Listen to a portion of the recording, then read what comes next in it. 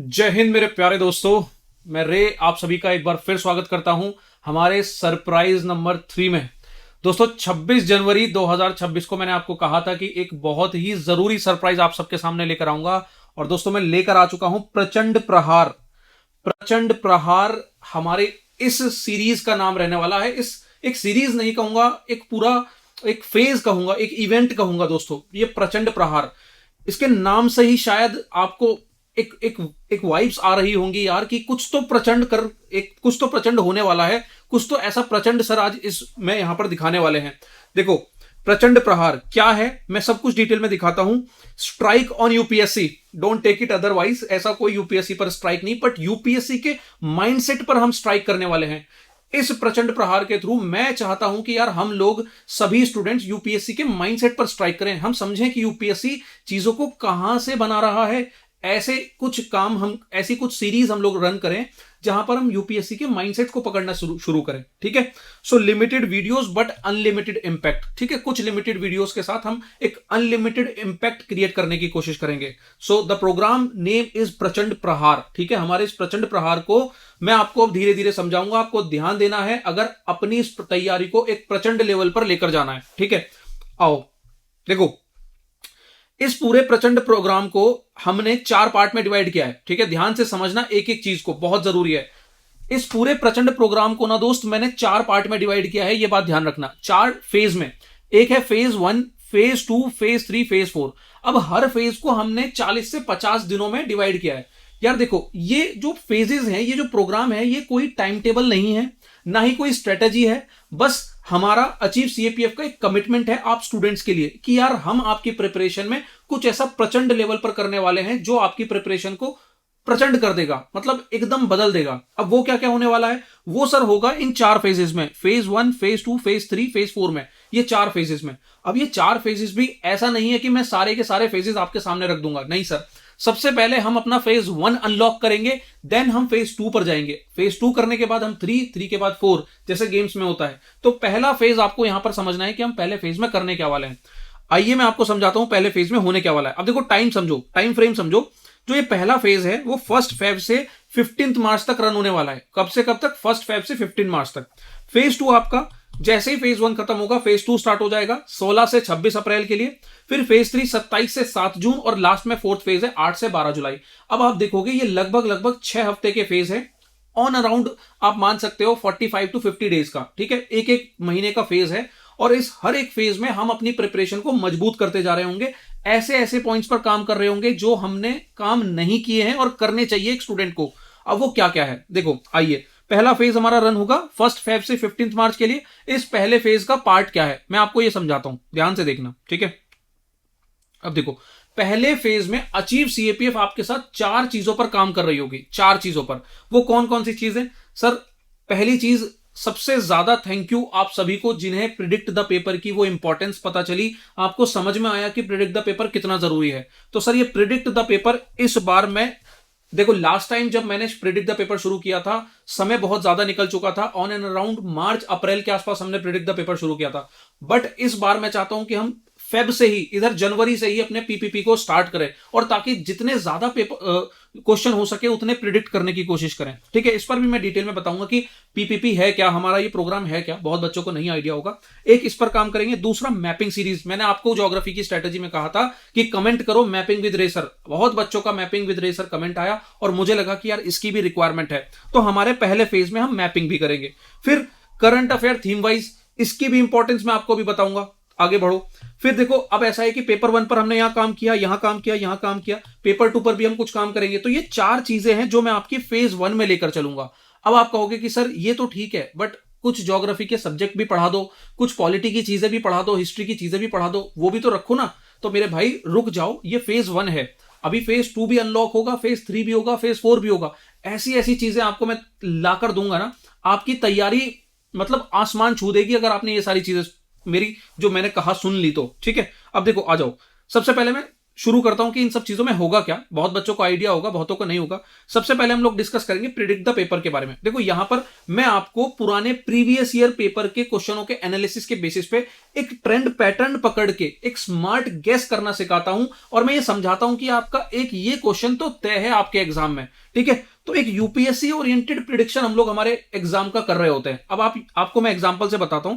Last year हमने कुछ करीबन 8 से 10 वीडियोस बनाई थी प्रिडिक्ट द पेपर की, जिसमें मैंने आपको इस तरीके से एक टॉपिक यहां प्रिडिक्ट करके बताया था।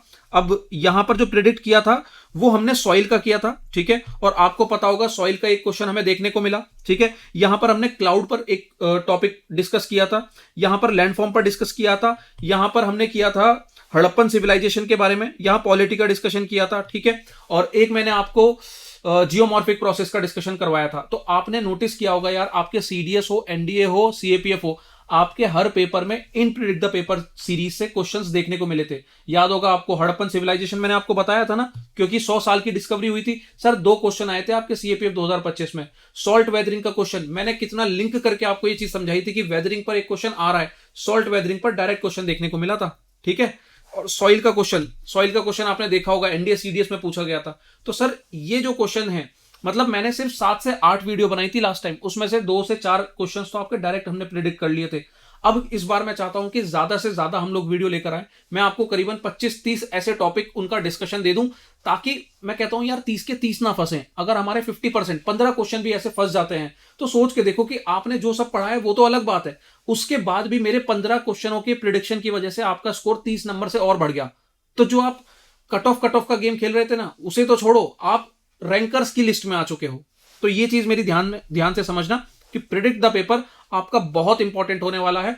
1 फेब से, ठीक है, 1 को संडे है, 2 से फरवरी से आपका ये प्रिडिक्शन स्टार्ट हो जाएगा। वीडियो को बहुत ही ध्यान से देखना है, मिस नहीं करना है, नोट्स बनाने हैं। ये एक चीज हो गई। आ जाओ दूसरा प्यारा सरप्राइज। अब देखो ये सरप्राइज के अंदर भी सरप्राइज है भाई, ठीक है। ये आपका सरप्राइज था 26 जनवरी का, जो मुझे लगता है कि बहुत इंपॉर्टेंट रहने वाला है आपके एग्जाम के लिए। पहला बता दिया, predict the paper series start हो जाएगी। दूसरा है मैपिंग स्टार्ट कर दूंगा मैं आपकी फेब मंथ से, ठीक है। इनिशियली मैं आपकी मैपिंग स्टार्ट कर दूंगा। हर वीक में आपको एक पीपीपी का टॉपिक, एक मैपिंग का टॉपिक, ये मैं आपको दे रहा हूं। और मैपिंग मैं आपको कहता हूं यार, जिसकी भी परेशानी है मैपिंग, आप लोग यूपीएससी के दूसरे टीचरों से या फिर किसी एसएससी के टीचरों से मैपिंग्स तैयार कर रहे हो, मेरे भाई उतनी मैपिंग की जरूरत नहीं है। मैं अगर सीडीएस, एनडीए, सीएपीएफ की तैयारी कर रहा हूं तो मुझे इतना डिटेल में जाकर मैप्स नहीं पढ़ने हैं जितने आप पढ़ रहे हो। क्यों टाइम खराब कर रहे हो? तो यहां पर मैपिंग कराऊंगा मैं, बस आपको एक मैप लेकर बैठना है। मैप भी मैं बनाकर दे दूंगा, बस आपको प्रैक्टिस के लिए बैठना है, ठीक है। ये आपकी मैपिंग मैं देख लूंगा।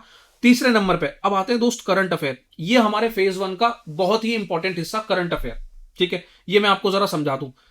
देखो यार, आपको इस चीज का आइडिया तो लग गया ना कि करंट अफेयर हमारा पिछले 1 साल का पूछा जा रहा है। ये तो आपको बात समझ में आ गई होगी। मैंने करंट अफेयर का डायरेक्ट सोर्स दिखाया है कि कहां से, कौन से मंथ से एग्जाम में क्वेश्चन पूछे जा रहे हैं। तो मेरे भाई आपको सबसे पहले ये चीज याद रखनी है कि जो करंट अफेयर है वो अगस्त 2025 ले लो आप इधर, और इधर आप ले लीजिए जून। अगस्त से लेकर जून 2026 तक का पूरा साल भर का करंट अफेयर आपको तैयार करना है, ठीक है। अब हम ये गलती नहीं करेंगे कि मैं मंथ के आखिरी समय पर पहुंच जाऊं, मैं मई जून में पहुंच जाऊं और फिर मैं रिवीजन स्टार्ट करूं। देखो ये गलती मैं तो नहीं करने दूंगा। आप अगर कर रहे हो तो सुधर जाओ, कि आप बिल्कुल एंड में जाकर रिवीजन करोगे। तो देखो, मैंने अभी तक आपको, हमारी टीम ने आपको अगस्त का करंट अफेयर, सितंबर का, अक्टूबर का, नवंबर का मंथली करंट अफेयर दे दिया है, ठीक है। मैगजीन भी पहुंचा दी है। अब दिसंबर की वीडियो भी आ जाएगी। तो ये तो मंथली करंट अफेयर है। बट रिवीजन कैसे करना है? अब रिवीजन करेंगे हम लोग थीम बेसिस पे। अब मैंने कुछ 8 थीम्स एग्रीगेट की हैं, मैं आपको दिखा देता हूं। सबसे पहले तो समझो कि हम कौन कौन से मंथ, अगस्त, सितंबर, अक्टूबर, नवंबर, दिसंबर, जनवरी, ये 6 महीने का करंट अफेयर मैं आपको थीम बेसिस पे, ठीक है, तैयार करवाऊंगा। पहली थीम होगी आपकी पॉलिटी एंड गवर्नेंस, दूसरी आपकी डिफेंस एंड इंटरनल सिक्योरिटी, तीसरी होगी आपकी इकोनॉमी। अब आपको समझ में आना चाहिए कि बहुत जल्द आपका बजट आने वाला है, बहुत जल्द आपका इकोनॉमिक सर्वे आने वाला है। ये इतने इंपॉर्टेंट एस्पेक्ट है, इतने इंपॉर्टेंट टॉपिक है कि इस पर यार एक क्वेश्चन तो मिनिमम और 4-5 क्वेश्चन मैक्सिमम एग्जाम में पूछे जाते हैं। तो ये हम तैयार करेंगे।